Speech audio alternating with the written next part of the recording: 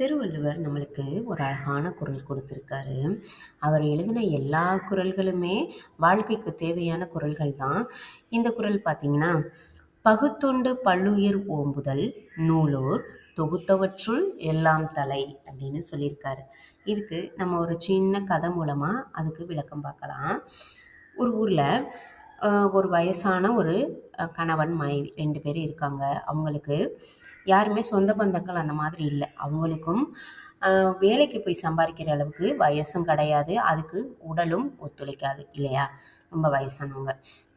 அவங்க என்ன பண்ணுறதுனே தெரியாம அப்படியே நடந்து போயிட்டுருக்காங்க. அவங்களுக்கோ நடக்க முடியாத அளவுக்கு ஒரு மயக்கம். அப்போ அந்த வழியில போன ஒருத்தர் என்ன பண்ணியிருக்காருன்னா, அவங்களுடைய நிலைமை அவருக்கு புரியுது. அவங்க பயங்கர பசியில இருக்காங்க அப்படின்றது தெரியுது. தெரிஞ்சுட்டு அவங்கள வீட்டுக்கு கூட்டிட்டு போய் அவங்க ஒய்ஃப் கிட்ட சொல்லி சாப்பாடு குடுக்குறாரு. நல்லா வயிறார சாப்பிட்டுட்டு, "ஐயா நீங்க நல்லா இருக்கணும்" அப்படின்னு சொல்லிட்டு வாழ்த்திட்டு அவங்க வந்து போயிட்டாங்க. இன்னொரு நாள் பார்த்தீங்கன்னா, இந்த சாப்பாடு குடுத்தார் இல்லையா? இவங்களோட பசங்க 2 பேரு வெடி வெடிச்சு விளையாடுறேன்னு சொல்லிட்டு, அத தவறுதலா அவங்க வீட்டுக்குள்ள போய் வெடிச்சதுல, வீட்டுக்குள்ள தீப்பிடிக்க ஆரம்பிச்சுருச்சு.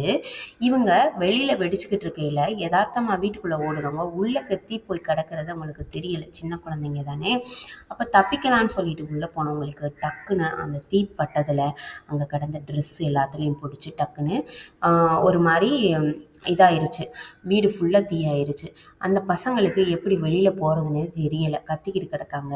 அந்த வழிய இந்த ஆல்ரெடி இவங்க வீட்ல சாப்பிட்டாங்க இல்லையா? அந்த 2 பேர் போனவங்க பார்த்துட்டு டக்குன்னு ஓடி போய் அவங்களால முடிஞ்ச அளவுக்கு அந்த குழந்தைங்கள எப்படியோ வெளியில காப்பாத்தி கூட்டிட்டு வந்துட்டாங்க. அவங்க உயிர கூட பெருசா நினைக்காம.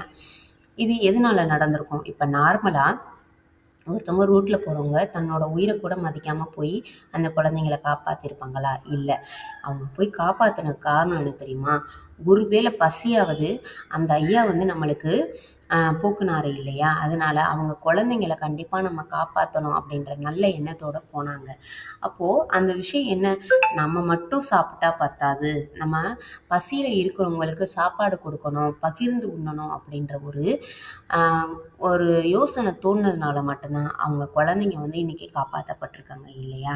கடவுள் நம்மளுக்கு கொடுத்த உணவுல நம்மளுக்கு உள்ள உணவ விட ஒரு வேளை சாப்பாடு வந்து நமக்கு போதுமான அளவ விட அதிகமா இருந்துச்சுன்னா, கண்டிப்பா கஷ்டப்படுறவங்களுக்கு குடுக்கறதுல தப்பு இல்ல, இல்லையா? அததான் திருவள்ளுவர் நம்மளுக்கு "பகுத்துண்டு பல்லுயிர் ஓம்புதல் நூலோர் தொகுத்தவற்றுள் எல்லாம் தலை" அப்படின்னு சொல்லியிருக்காரு. பெரிய பெரிய அறிஞர்கள் எழுதிய சொல்லிக் கொடுத்த மற்ற விஷயங்களை விட எல்லாத்தை விட இந்த "பகுத்துண்டு பல்லுயிர் ஓம்புதல்" தான் பெருசு அப்படின்னு சொல்லியிருக்காரு.